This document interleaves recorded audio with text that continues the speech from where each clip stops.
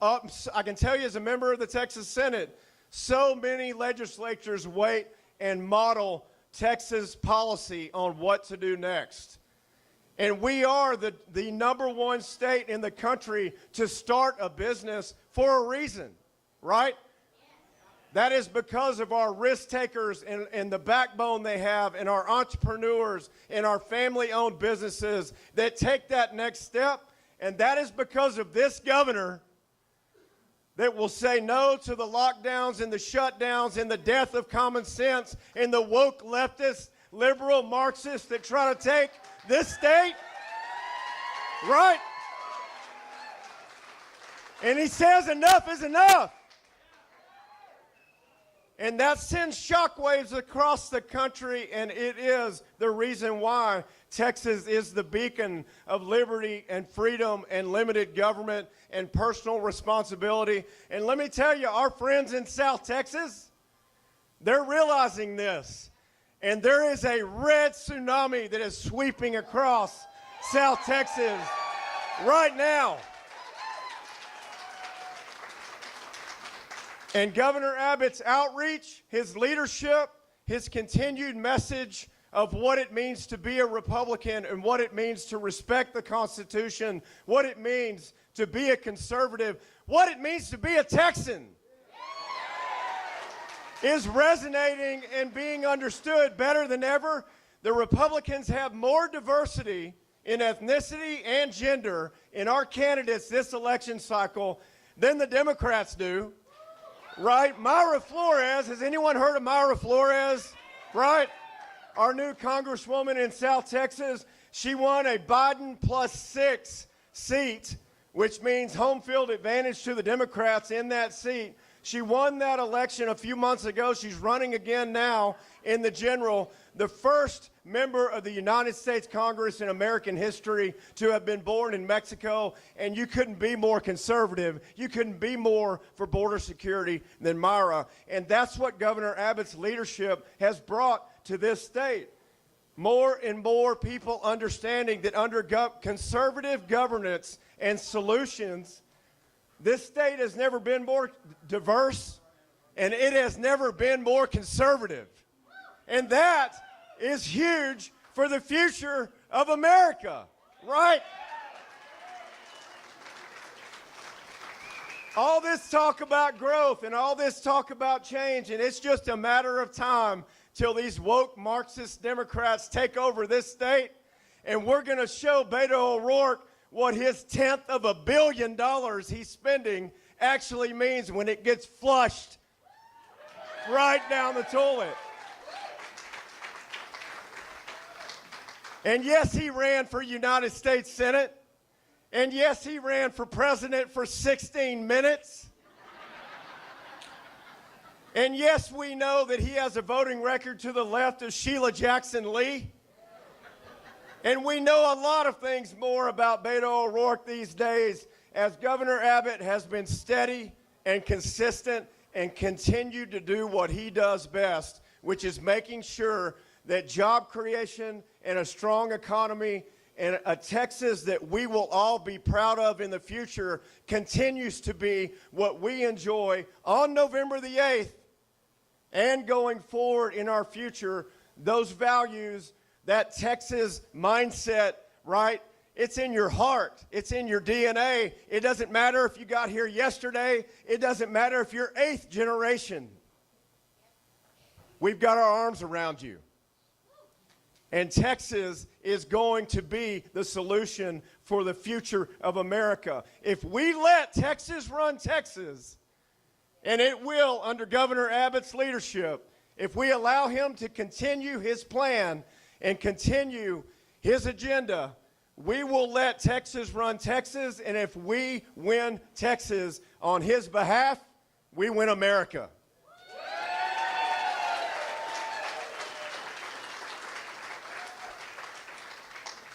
So we're going to continue this story under Governor Abbott's leadership, this story of prosperity.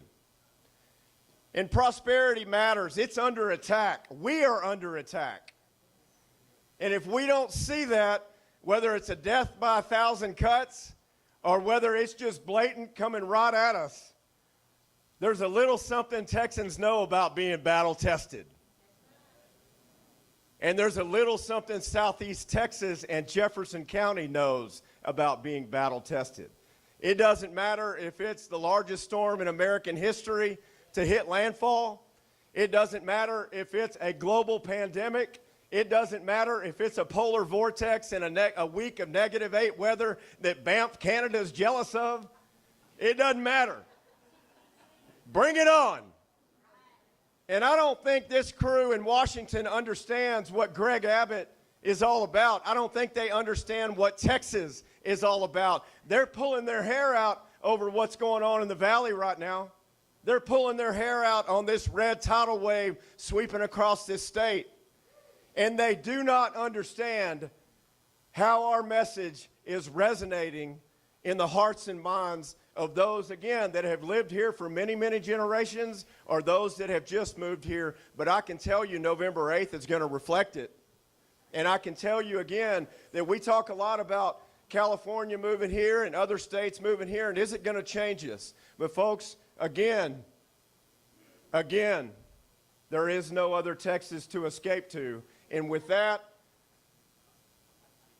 we've got 10 more minutes. I'm going to continue to talk and visit. Hey, no problem. It is so important that we continue that message and that we make sure that that's the right kind of contagious, right? We need to make sure that others understand the value and the sanctity of their vote and the importance of voting. And we can say it until we lose our voice over it, right? But it is important on the Facebook math.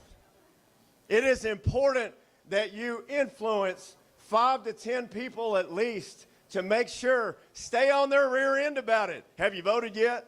Have you voted yet? You remember when you were a little kid and you're on that road trip in the back seat and you just keep asking your parents, are we there yet? I think on the way to New Mexico one time, my dad literally set me out on the highway just to teach me a lesson. That was a lonely feeling with that truck disappearing over the horizon, but he came back. He came back.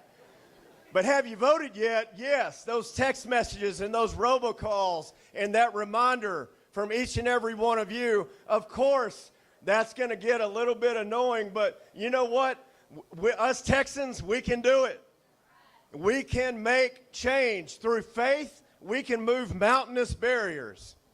And those in D.C., they don't understand that, right? They don't understand that mindset. They don't understand that hope and the belief and the vision and what we hold in our hearts and our minds. They don't get it. So in a few minutes, we're going to have the 48th governor of the state of Texas come through. And I want you to be so loud that it raises the roof on Beto O Rourke's new home in El Paso and shakes that border wall in El Paso County. We'll see you in a minute. All right.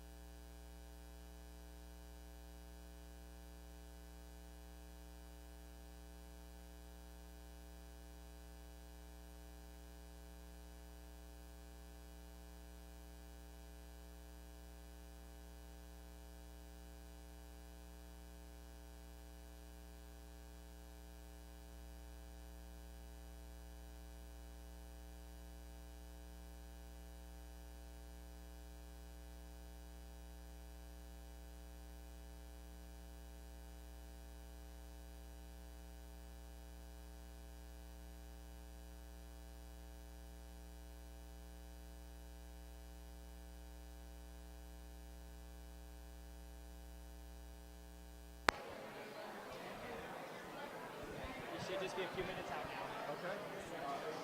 Listen, you want to start talking. It's just a few minutes. Yeah.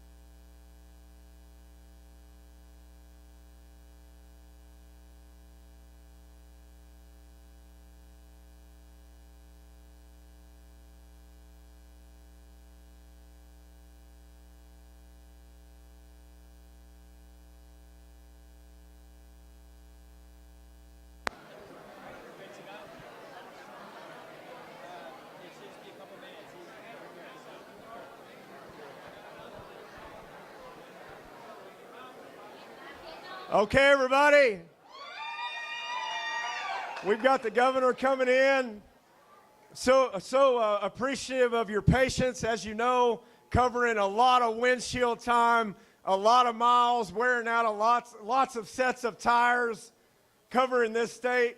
But where better than to be in Southeast Texas and Jefferson County right now to lead this red tidal wave?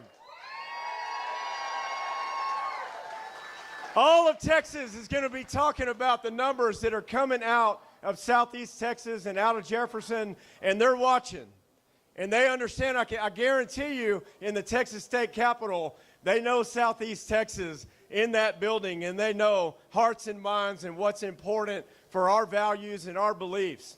And no better to represent that than this man coming in right here today that we're fighting for, right?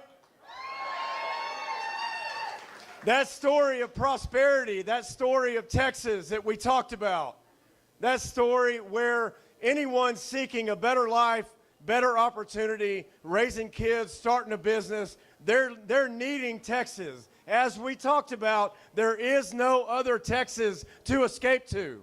And people know that. And that is not something that's new in 2022, right?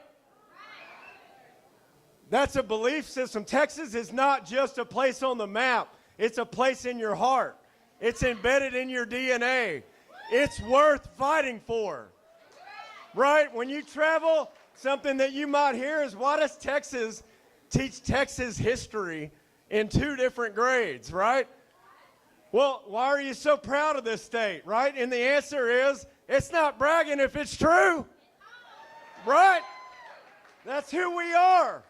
And we're fighting for Greg Abbott to be and continue to be our governor of this great state, to continue to make sure our values, our beliefs, and those principles are represented. And we are going to win.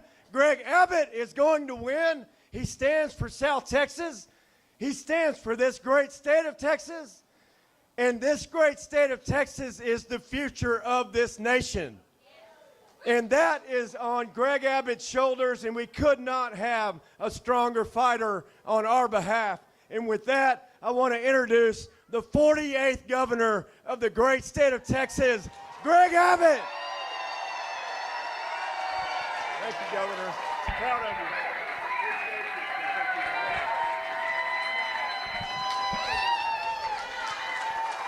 How y'all doing?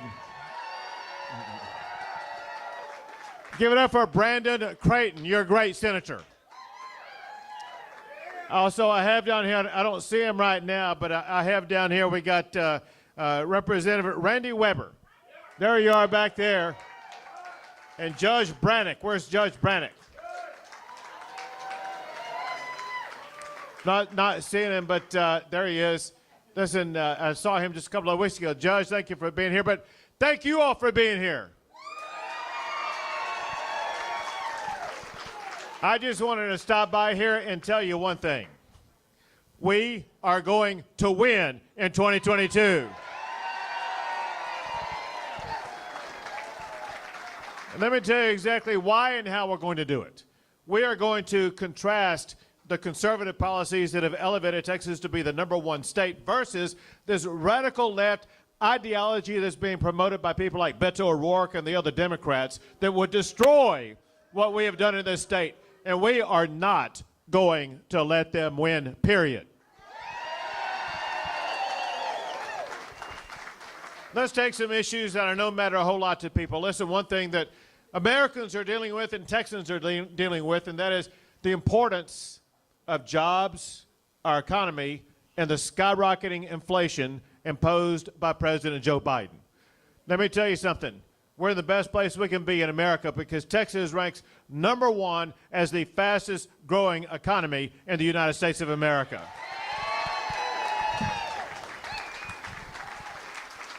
And since you all last reelected me 4 years ago, Texas has added far more jobs than any other state in the entire country. Texas is the #1 state for jobs. And a large sector of our jobs in this state and a large contributor to our state economy is our powerful oil and gas industry that we have in this state. As you all know, Texas ranks #1 in the United States, and if we were our own country, we might rank #3 or 4 in the entire world for producing oil and gas. Texas has made America energy independent, and we are going to keep it that way. But here's a threat. One thing that Beto is threatening is he's threatening to embrace the radical leftist ideology of the Green New Deal. The Green New Deal would destroy oil and gas production in the state of Texas. It would cause thousands, hundreds of thousands of good-paying jobs, including right here in the greater Beaumont area, to be lost. And it would increase even more the price that you were paying at the pump. Well, we are not going to let him destroy our oil and gas, because I am running for re-election to keep Texas #1 for oil and gas production in America.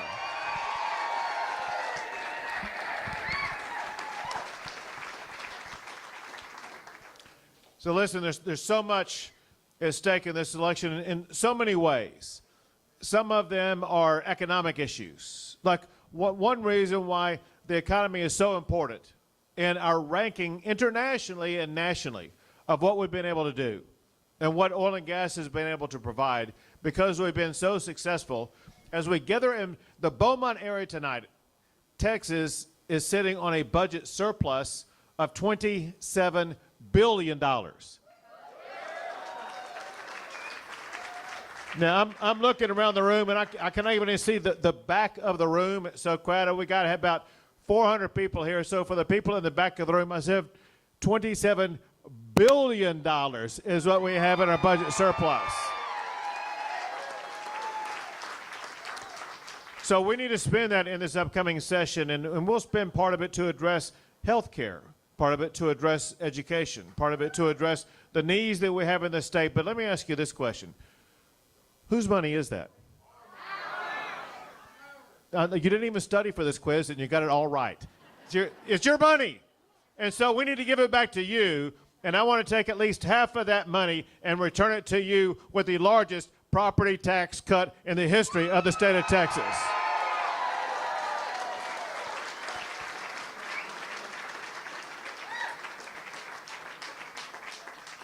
Jobs are important. The economy is important. Cutting your taxes are important. And get this, because this will stun you. A lot of people don't know this. When Beto served on the city council in El Paso, he actually raised property taxes 3 times. We don't need anybody in the governor's office raising your property taxes. If you want your property taxes cut, re-elect me to be your governor for 4 more years.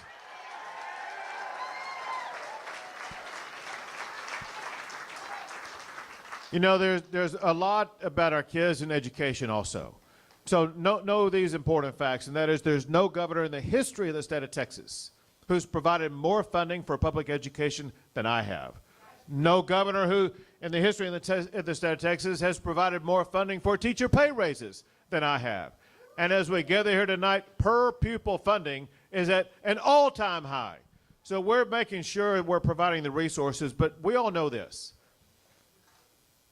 Even with the most resources, that doesn't guarantee what your kids are going to be taught in schools.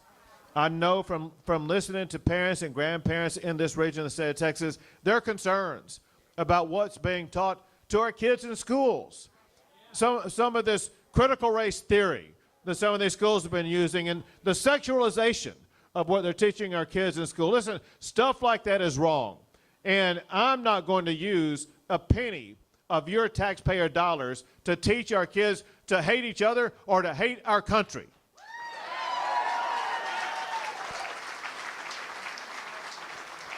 Schools need to stop all this political agenda and get back to fundamentals, reading and writing and math and science. But maybe most of all, our kids need to learn why it is that America is the greatest country in the history in the entire world. And there's some people here tonight who did their part to make America great and to keep America great. And that is every man and woman in this room tonight who's ever worn the uniform of the United States military. Would you wave your hand so we can thank you for your service to our country?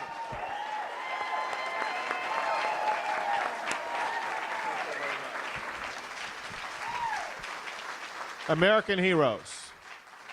And I haven't spoken to them, but I can pretty much guarantee you one thing that they all agree with.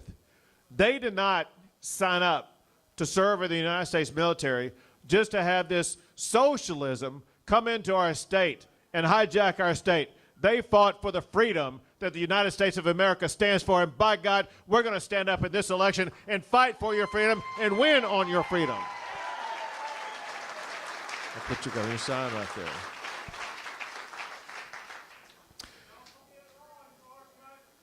I'm coming to it. Next topic right here. Law enforcement coming up right now because law enforcement is an issue on the ballot. The reason is because Beto O Rourke, he said he supported the idea of defunding the police. That's outrageous. In Texas, we don't defund the police. In Texas, we support our law enforcement officers, period.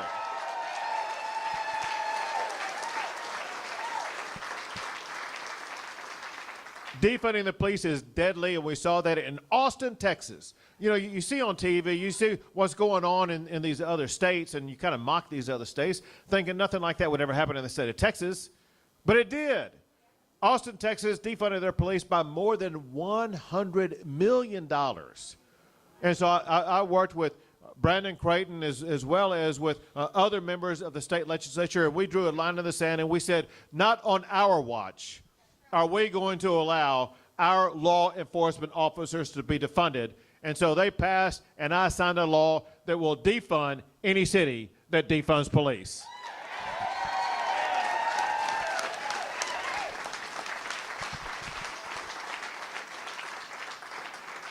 But as dangerous as that is, there's something even more dangerous that's going on. More dangerous being promoted by Beto O Rourke and being imposed by the President of the United States and his fellow Democrats. And that are these crazy, dangerous, open border policies that Joe Biden has allowed to happen in our country. Let's go back in time. Remember these facts. They're very important. Just 2 years ago, we had the lowest number of border crossings in 4 decades. And it's because 4 policies were put into place. Remain in Mexico, Title 42, stopping ending catch and release, as well as building a border wall. But maybe on top of that, just having the attitude, listen, if you're going to come to the United States from another country, you can come here legally, but not illegally. And that point was made clear.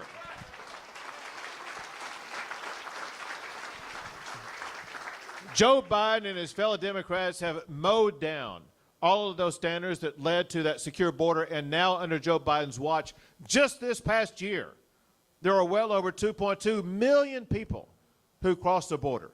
Let's put this in context. The city of Houston has a population of about 2.3 million. In 1 year alone, about as many people came across the border as there is the total population of Houston, Texas. That's unacceptable, and we cannot assimilate that in the United States of America, but also there are dangers in those coming across the border. Let me give you an example. One thing that the Texas Department of Public Safety does, they are out there. They're the second barrier of what we have. The first thing that we have is the National Guard.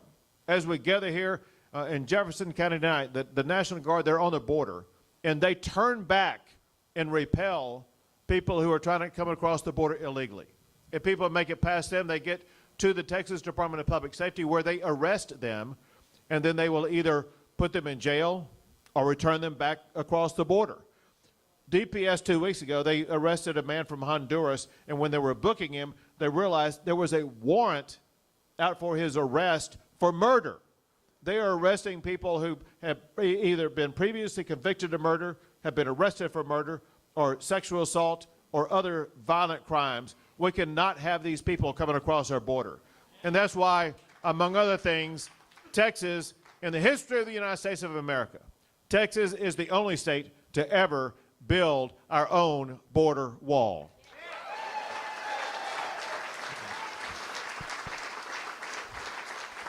But despite these efforts, I know that you see on TV what I see on TV, and that is you'll see people coming across the river in single file, and they're being led by cartel members.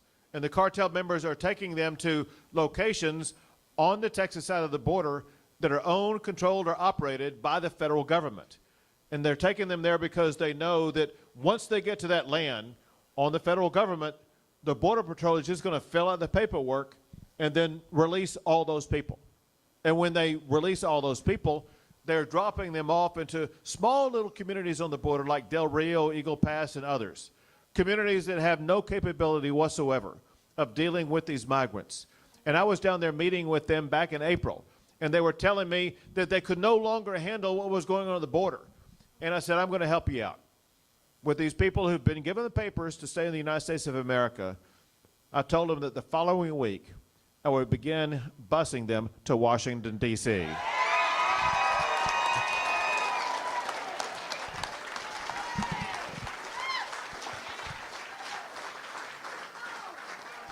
So why Washington, D.C.? Two reasons. One, Washington, D.C. is a self-declared sanctuary city.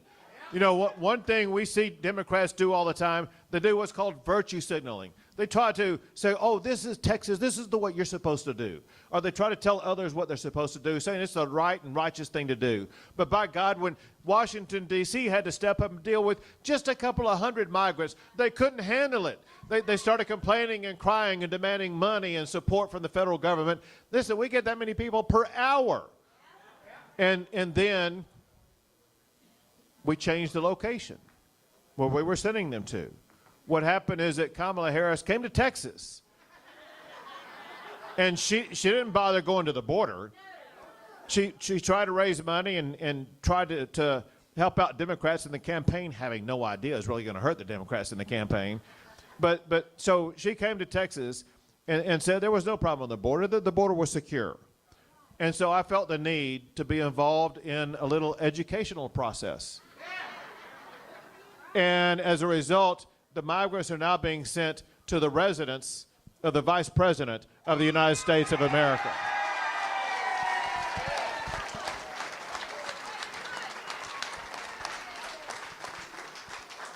Well, I got some good news for you. All of this is going to begin to change sooner than you think. The beginning point of when it's going to change begins in 6 days. In 6 days, on November the 8th, on election night, let me tell you what's going to happen. There are 3 Latinas who are running for the United States Congress in seats held by Democrats down on the border, 2 of whom are married to Border Patrol officers.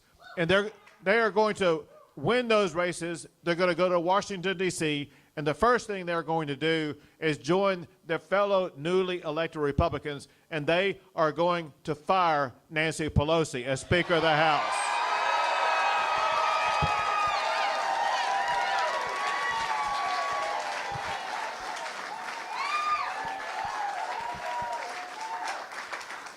The second thing they will do is vote to refund the state of Texas for every penny that we have paid doing the federal government's job to secure the border.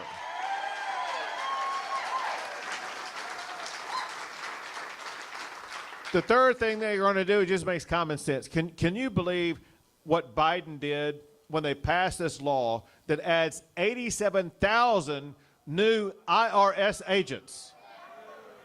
Well, guess what? Those IRS agents have not yet been funded. And Republicans will control the purse strings here beginning next month. And when they do that, they will not fund those 87,000 IRS agents.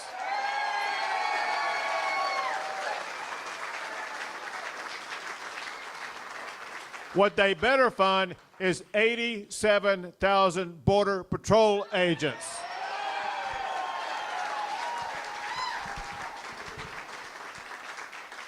But listen, there's another danger on the border. That additional danger is something that's even coming right here to Beaumont. In fact, I was here in town just a week or two ago talking about it. It's all the deadly fentanyl coming across the border. Fentanyl is the deadliest drug. 2 tiny milligrams of fentanyl is a deadly dose. The fentanyl comes from China. It's used by the drug cartels, and they lace it onto drugs that look like the type of drug that you would get at a pharmacy.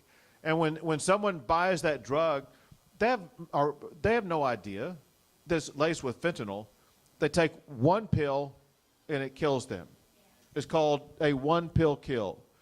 And the leading cause of death in the United States right now of people between the ages of 18 and 45 is not car wrecks, it's not cancer, it's not COVID. is fentanyl. In Texas, this past year, we lost almost 1,700 people because of this fentanyl poisoning. And I've had it with the drug cartels that are bringing this into our state, and that's exactly why last month I declared the Mexican drug cartels to be terrorist organizations, and we're going after them.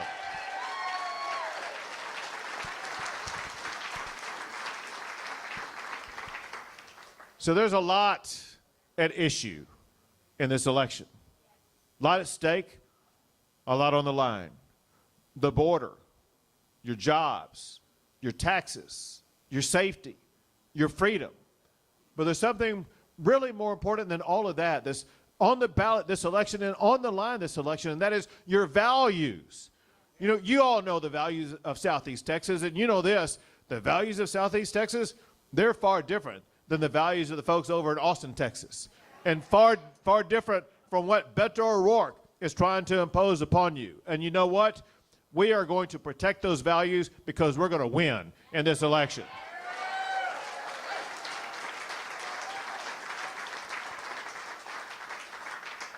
But let me tell you this concept that you need to comprehend.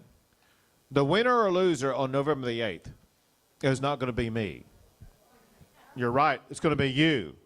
Everybody in this room is going to be either the winner or loser based upon the outcome of this election. And it's going to be you, it's going to be your family, it's going to be your children, your grandchildren, and your future and their future.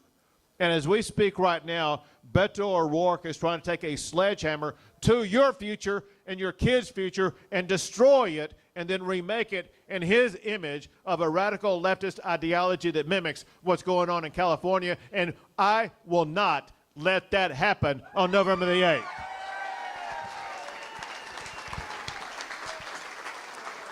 I am running for a re-election to keep Texas, Texas, and to keep Texas the best state in the United States of America. But remember this, speeches don't win elections. Votes win elections. Now, I know there's a lot of people in this room here who've already voted, and that's there you go. That's outstanding. But I also know, and I will not ask for a show of hands, but there's people in this room who have not yet voted. And that's fine, but we need to get it done. So when I was in the Boy Scouts, they taught me, do not put off till tomorrow what you can do today. Another phrase that actually comes from Southeast Texas is called get her done. There you go. and so here's the deal. I'm going to stop talking in 1 minute. And then I will stay here until I take a picture with everyone who wants to take a picture. But then you can go vote. The closest early voting location that I have is Rogers Park Community Center. Y'all know where that is. So if go there or some other location and vote. But let me tell you this. After everybody in this room has cast a vote, you still will not have done what you need to do to make sure we win this election. To make sure we win this election, I need you on the field, in the game, playing a role, an active role in making sure we win. It's not just going to be me turning out voters. It's going to be you turning out voters, and let me tell you how. Everybody has either in your hand right now or your pocket or your purse. You have a phone, and in your phone you have something I do not have in my phone. You have your own contacts. And let's say we got 500 people in this room. If we get everybody in this room to reach 100 of their contacts, and send out this one simple message beginning tonight and every night all the way through Election Day, go vote for Governor Abbott, period. We will collectively get this number. If each of you send out 100 of those, we will get 50,000 more people to the polls. That could make a tremendous difference in Jefferson County, in the state of Texas. And I know what's going to happen when you send out that text. You may not get a reply, and that's why you got to send it the next day, and the next day, and the next day. You got to keep sending it every day until one of two things happens. Either you get a picture back from the person saying, look, I voted, they have the I vote sticker on, or you get a return text message that says something like this: if you ever text me again, that's when you know you will have reached them. I need you to reach them and get to them and get the vote out. And when you do, on November the 8th, as I am declaring victory over Beto, I will say one reason why I won is because of what happened in Jefferson County tonight. So thank you all. Thank you all. God bless you all. And God bless the great state of Texas.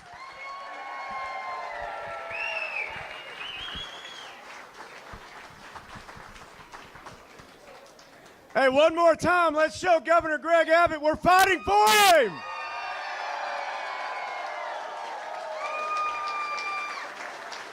And remember, vote all the way down the ballot.